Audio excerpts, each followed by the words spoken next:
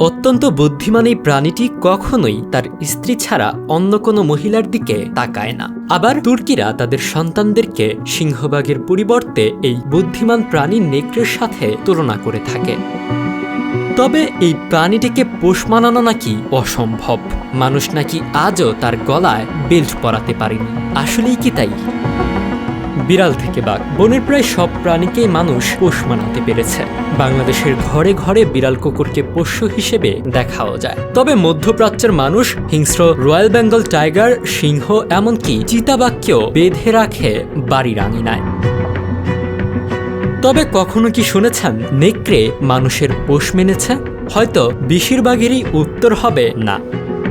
নেকড়ে নামটি শুনলেই আমাদের চোখের সামনে বিভিন্ন সিনেমায় দেখা একটি হিংস্র প্রাণীর ছবি ভেসে ওঠে। নেকড়ে সম্পর্কে মানুষের আতঙ্ক দীর্ঘকালের। নেকড়েদের ভিলেন হওয়ার কুখ্যাতি এই কারণে যে তারা মানুষ ও শিশুদের হত্যা করতে পছন্দ করে। নেকড়েদের যোগাযোগ দক্ষতা অসম্ভব ভালো। তাদের বেঁচে থাকার জন্য এই যোগাযোগ দক্ষতা খুবই গুরুত্বপূর্ণ।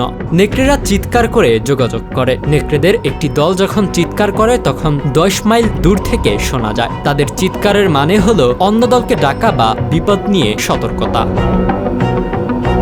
এছাড়া যোগাযোগের জন্য নিজেদের শরীরে উৎপাদিত ঘ্রাণও ব্যবহার করে তারা। একটি নেকড়ের ঘ্রাণ শক্তি মানুষের চেয়েও 100 গুণ বেশি শক্তিশালী। নেকড়েদের জীবনযাপন কিছু ক্ষেত্রে মানুষের মতো। মানুষ যেমন বড় ভাই বা ছোট বোনদের দেখাশোনা করে, তেমনি বড় নেকড়ে তাদের ছোট ভাই বোনদের জন্য খাবার জোগাড় করে, তাদের যত্নও নেয়। একটি নেকড়ে গড়ে 6 থেকে 8 বছর বাঁচে। সংরক্ষণবাদীদের ধারণা নেকড়ে এবং মানুষ একত্রে বসবাস করতে না পারার কোনো কারণ নেই। বাস্তবতা হচ্ছে নেকড়েরা বুদ্ধিমান এবং সামাজিক প্রাণী।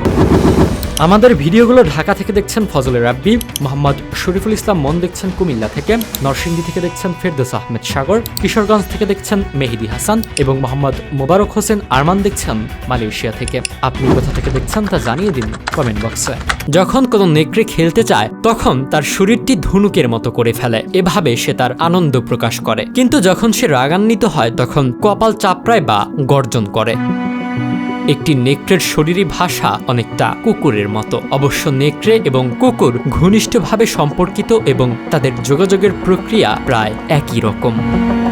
ভারতের এক বন্যপ্রাণী বিশেষজ্ঞ গত 22 বছর ধরে বন্যপ্রাণীদের নিয়ে কাজ করছেন।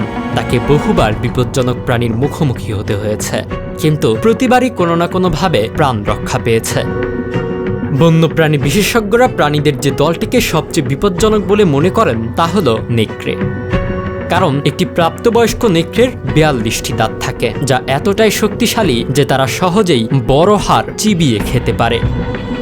নেকড়েদের নিয়ে অনেক তো জানা হলো, এবার আসল ঘটনা জেনে নেওয়া যাক। নেকড়েদের সম্পর্কে এও শোনা যায় যে কোনো নেকড়ে তার জীবনসঙ্গিনী ছাড়া অন্য কোনো মহিলা নেকড়ের দিকে তাকায় না। আর এই প্রাণীটির সম্পর্কে সবচেয়ে বেশি যেটি শোনা যায় সেটি হলো নেকড়েদের পোষ মানানো নাকি অসম্ভব এক ব্যাপার। বিষয়টি আংশিক সত্যি হলেও পুরোপুরি সত্যি নয়, কেননা অনেক দেশে নেকড়েদের পোষ মানিয়ে রক্ষী হিসেবে ব্যবহার করা হচ্ছে। তবে বন্য নেকড়েদের পোষ মানানো প্রায় অসম্ভব এক ব্যাপার।